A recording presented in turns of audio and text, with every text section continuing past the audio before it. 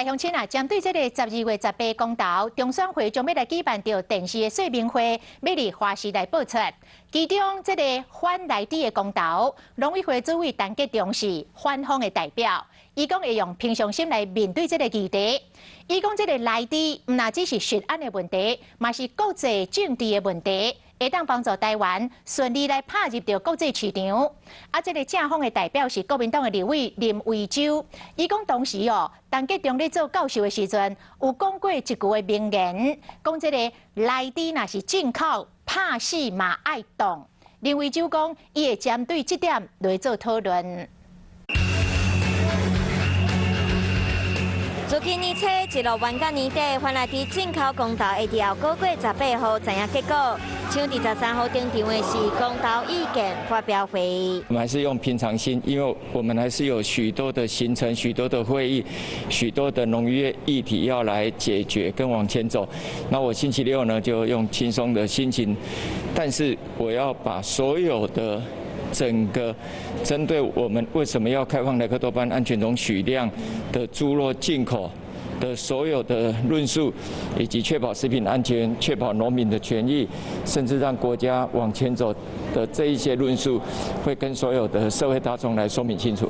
面对反内底公投议题，农委会主委陈吉仲担任反方的代表，心情看起来真轻松。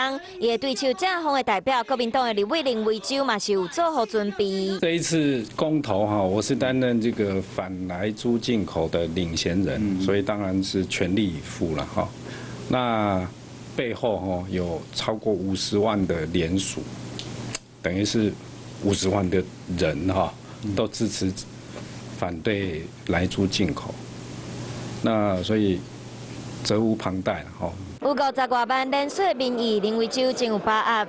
伊嘛直接讲会以陈吉仲要来做教授的时讲过的话来进行讨论。所以我当然会针对陈吉仲主委过去担任陈吉仲教授的时候所讲的言论，那时候他是讲了一句名言他讲了一句说，莱猪如果进口打死也要打。讲要用较早的吉仲教授攻击即卖的吉仲主委，重点会放伫食安的问题。不过陈吉仲讲，内地敢袂使进口，唔那是食安这么简单。因为开放了国际游戏规则，台湾更可以大幅度的加入 CPTPP， 让台湾跟美国的贸易自由化更加紧的进行。所以我们期待大家用理性、专业的角度来看这个公投。